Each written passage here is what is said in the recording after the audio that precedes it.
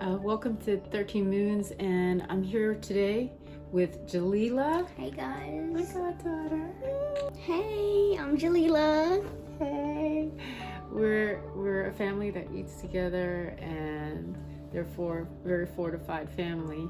And I'm gonna instruct her on how to make Yuchoy, which is a Chinese vegetable that's a little bit like broccoli, but more leafy and very soft and super delicious. So the first thing with the Yuchoy to identify it is that it has some of these yellow flowers right there.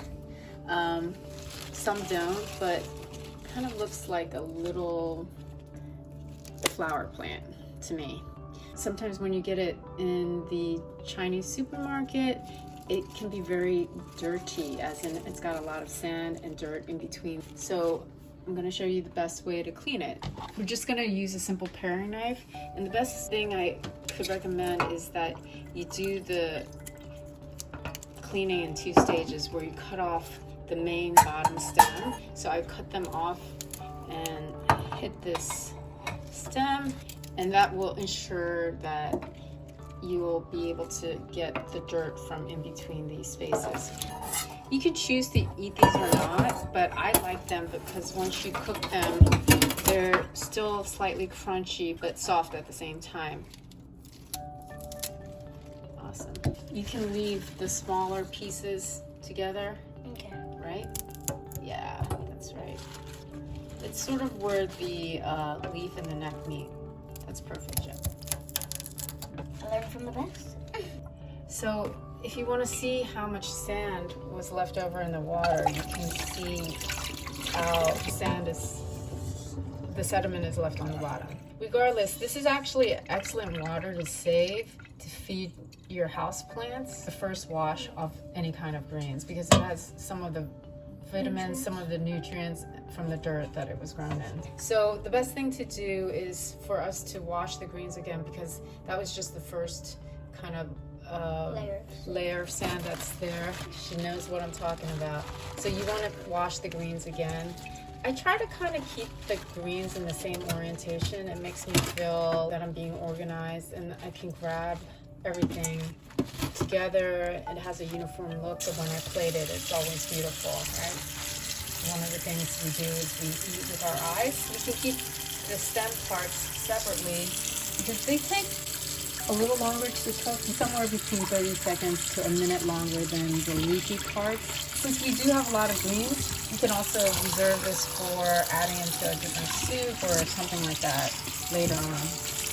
We're rinsing these greens again. We're gonna let the water cover them, let them sit for half a minute, and then you're gonna rinse these off, just shake them off, and place them in the colander again. Do you want to finish that up, Jalila?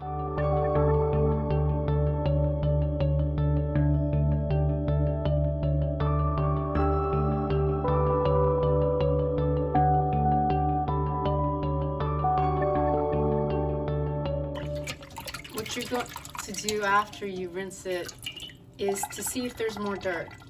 Here, see, and I can feel it. See the dirt? And then rinse it a third time. It should be real quick if I'm not giving you instructions. Kind of want to rinse them until there's no more dirt left when you're done. I would say it's recommended to wash about 3 times at the least.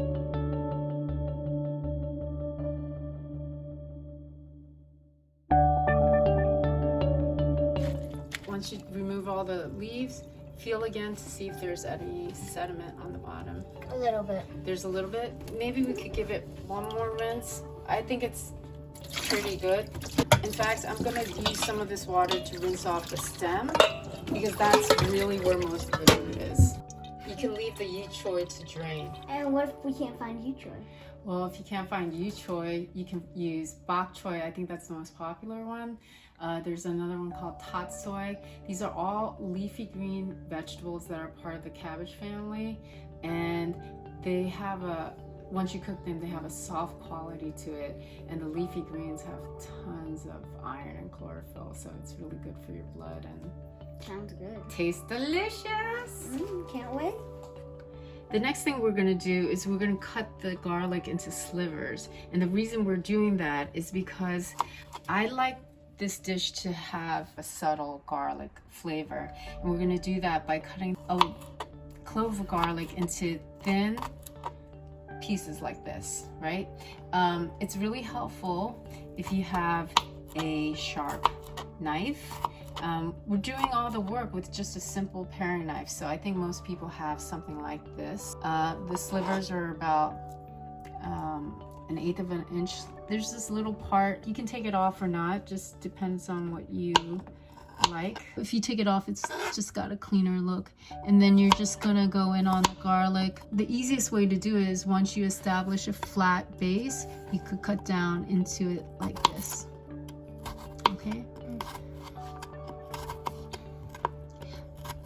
For the amount of Yuchoy we have, you could use up to about 3 cloves of garlic. We only have a couple in the house, and I think this should be enough to imbue the oil with the flavor of the garlic without it becoming too overpowering. The first thing you're gonna do is turn the heat on, and then the next thing is you're gonna pour about 2 to 3 tablespoons of a neutral flavor oil. We have avocado, but you can use sunflower. You could even use olive oil. Already the pan has gotten a little bit of heat. The next thing you're going to do is you're going to put the garlic in. It doesn't have to be as dramatic as this sounds. In fact, the more gentle the heat is, the more softer the flavor from the garlic is going to be. Once the garlic is a little bit tanned, which is already happening because the pan was hot, you're going to then put the Yuchoy in.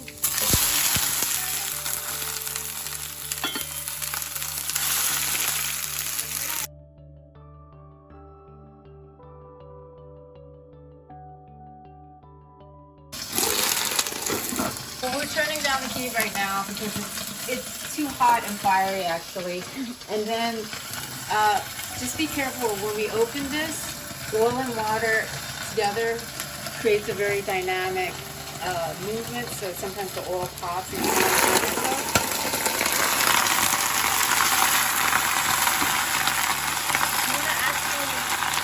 lift up and turn over the grease.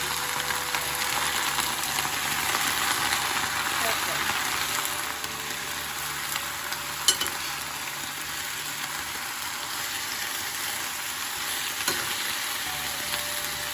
Then it makes it a little bit more subtle. Yeah.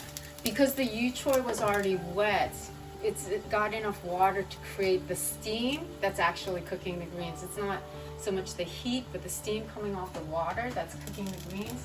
I would hit it with a little bit of salt. Here you go. Just gonna use your hands to just put a pinch of salt on there. That's good. You don't want too much because we're actually gonna put the rest of the ingredients on the greens after it comes off the heat, and we're gonna use oyster sauce, which is kind of a soy-based sauce. You can buy vegetarian oyster sauce, which is made with mushrooms, or you can buy traditional oyster sauce, which is kind of a fermented concoction made out of oysters. It's just darn good salty goodness. After we drizzle that on, we're going to put a little bit of roasted sesame oil. This one is black sesame seed oil, and it just has a really deep nutty flavor. And you can almost hear from how quiet it is now. The oil isn't reacting so much with the water. Now the steam is actually fully on, so it should be pretty much done right now. Let's see. There we go. So all you're trying to do is get everything to be wilted. The greens have changed from this kind of tepid, like light green into a darker green, and everything's become limp and soft. The garlic is also still in here, adding flavor to the whole mix, but it's not too dark and it's not too burnt. So here we go. You can turn off the heat. Perfection. Just pile it in the middle.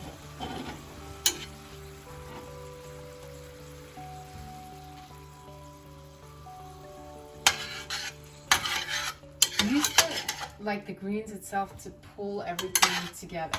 You know, use it almost as a rag to get everything out. Because all the flavors in that, and even some of the juice that's come out. And do you think you can lift it and pour the juice over it? Yeah. Yeah, just pour that in. Excellent. Wonderful. Good lighting, Sean? Yes. Okay. So to finish off the dish, what I like to do is drizzle the oyster sauce sort of perpendicular to the you know, the pattern of the greens. Remember, oyster sauce is very, very salty, so you don't need too much. And then a little bit of the oil. Oops, that's a lot. That's okay. And there you go. Here. There you go. Delicious sauteed steamed Yuchoy with Jalila and Uni. Yay! Can I look at some of that?